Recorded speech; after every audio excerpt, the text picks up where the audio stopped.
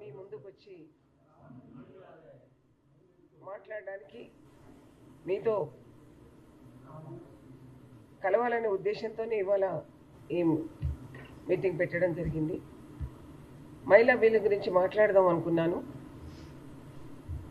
దీంట్లో ఉన్న సమస్యలన్నీ కూడా గతం నుంచి కూడా మనకు తెలిసినవి. కేవలం రాజకీయ లబ్ధి కోసమే త్వరలో జరుగుతున్న ఎన్నికలను దృష్టిలో పెట్టుకొని ఆ రాష్ట్రాల్లో ఏదైతే ఎన్నికలు జరుగుతున్నాయో ఆ ఎన్నికలను దృష్టిలో పెట్టుకొని ఇవాళ మహిళా కాంగ్రెస్ జీవో తీసుకురావడానికి వాళ్ళు ఏకైక లక్ష్యంగా వారు మహిళా బిల్లును తీసుకురావడానికి 16 తారీఖు నాడు డిసైడ్ వస్తుంది అని చెప్పడం జరుగుతుంది. కానీ నిజానికి కూడా దానికి ముందుగా ప్రధానమంత్రి నరేంద్ర మోడీ దేశ ప్రజలకు బేషరతుగా క్షమాపణ చెప్పాలి. 40 సంవత్సరాల నుంచి కూడా కాంగ్రెస్ పార్టీ మహిళా బిల్లు కోసమని మహిళలు ముందుకు తీసుకురావడం కోసమని చాలా ప్రయత్నాలు చేస్తూనే ఉంది. ఈ 40 సంవత్సరాల నుంచి కూడా స్వర్గీయ రాజీవ్ గాంధీ గారు ఆ రోజు ప్రధానమంత్రిగా ఉన్న సమయంలో మహిళా రిజర్వేషన్ బిల్లును రాజ్యసభలో అమలు చేయడం జరిగింది. ఆ చర్చ ప్రారంభం కావడం జరిగింది. కానీ కాంగ్రెస్ పార్టీ సీనియర్ నాయకురాలు మార్గరెట్ హాల్వా గారు కూడా వారి నాయకత్వంలో ఒక పార్లమెంట్ కమిటీ వేసి చర్చ జరగడం జరిగింది. మరి ఇవన్నీ జరిగిన తర్వాత కూడా 2010 వరకు కూడా చాలా కార్యక్రమాలు తీసుకుంటూ మహిళలు ముందుకు తీసుకుపోవాలనే ఉద్దేశంతో కాంగ్రెస్ పార్టీ చేస్తూనే ఉంది.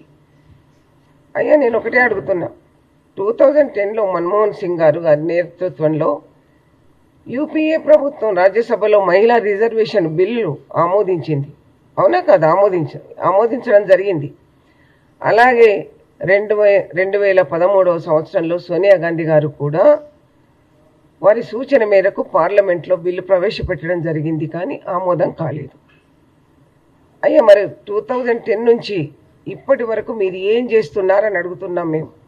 మహిళల మీద చిత్తశుద్ధి ఉండేది ఉంటే, నిజంగా మహిళల మీద మీకు ప్రేమ ఉండేది ఉంటే, మీ రాష్ట్రాలలో జరుగుతున్న అవినీతి అక్రమాలను ఇవన్నిటిని కూడా మీరు ఎందుకు అరికట్టలేకపోతున్నారని అడుగుతున్నాం. దానికి సమాధానం లేదు. మీరు పెరోల్స్ ఇస్తారు, అలాగే క్షమాభిక్షలు రాస్తారు, రేపులు చేసిన వాళ్ళ భుజాల మీద చేతులు వేసుకొని మీరు తిరుగుతారు. ఇవన్నీ కూడా మహిళలను చూస్తున్నాం. రోజు అవన్నీ చూస్తున్న సమయంలో మాకు కూడా ఒక అభిప్రాయం కలుగుతుంది.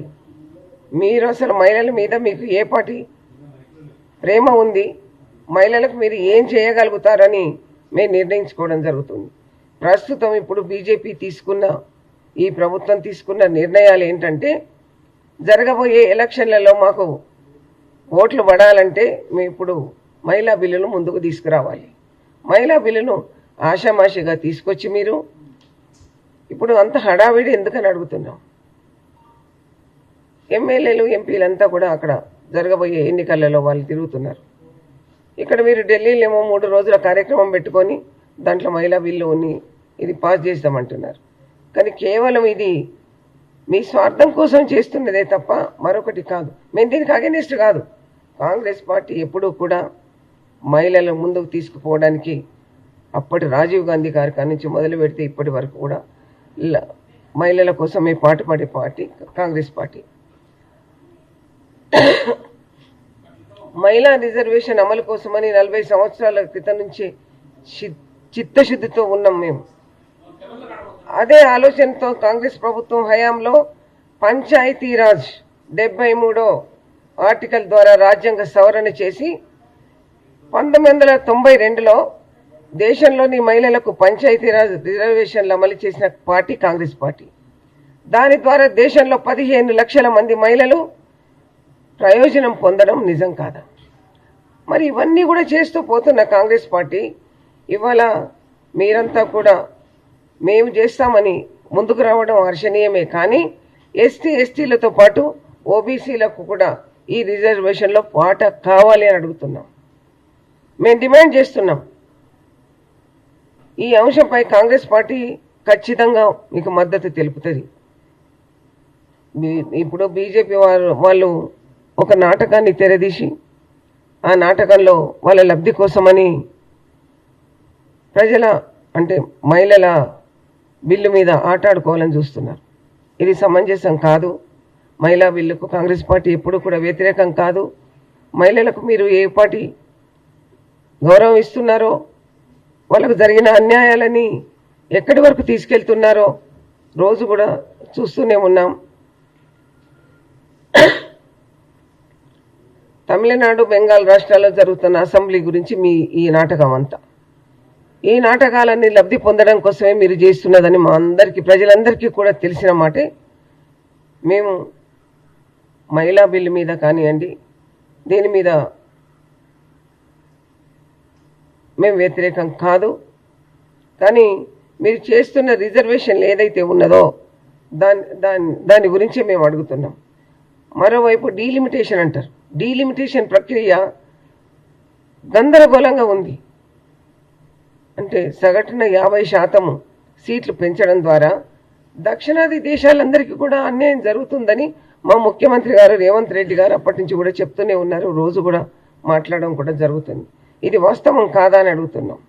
రేవంత్ రెడ్డి గారు ఎత్తిన అంశం దీన్ని పూర్తిగా పరిశీలించాల్సిన అవసరం ఉంది. దీనిపైన పూర్తి స్థాయిలో చర్చ జరగాలని ఉంది. అప్పుడే అన్ని వర్గాలకు కూడా న్యాయం జరుగుతుందని మేము అనుకుంటాం. నిజానికి కూడా మహిళా రిజర్వేషన్ బిల్లు చాలా సంతోషం. ఎప్పటి నుంచో మేము కలలు కంటున్నా, మా కలలు నిజం కాబోతున్నాయి. కానీ దానికి కూడా మీ స్వార్థానికి వాడుకొని హడావిడిగా ఈ 5-6 రోజుల లోపల చేస్తామంటే మాత్రం అది సమంజసం కాదు అని అంటారు. డీలిమిటేషన్ అయిన తర్వాత, జనగణన అయిన తర్వాత ఈ మహిళా బిల్లు తీసుకొస్తారని మీరే చెప్పడం జరిగింది గతంలో. అవన్నీ మర్చిపోయి ఇప్పుడు హడావిడిగా మీరు చేస్తున్నారంటే దీనికి అర్థం ఏంటి అని అడుగుతున్నాం. మా ఆలోచన ఈ సమయం తప్పు అని చెప్తున్నాం.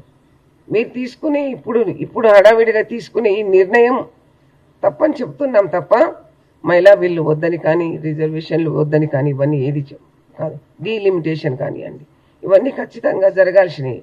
కానీ ఒక ప్రాతిపదికన జరగాల్సిన అవసరం ఉంది.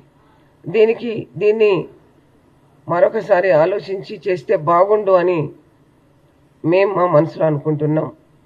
ఏదైనా కూడా ప్రజలంతా చూస్తారు, గమనిస్తున్నారు.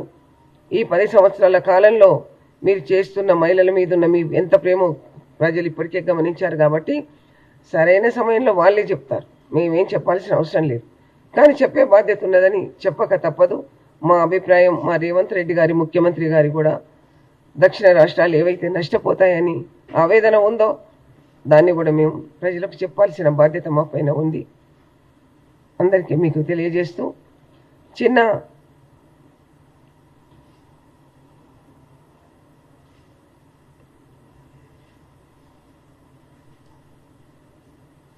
అలాగే మిమ్మల్ని అందరినీ కూడా ఒకసారి కలవాలనే ఉద్దేశంతో ఈ సమావేశం ఏర్పాటు చేయడమైంది. జై కాంగ్రెస్. అది తర్వాత మళ్ళీ దీంట్లో కలిపితే అది వేరే వస్తుంది.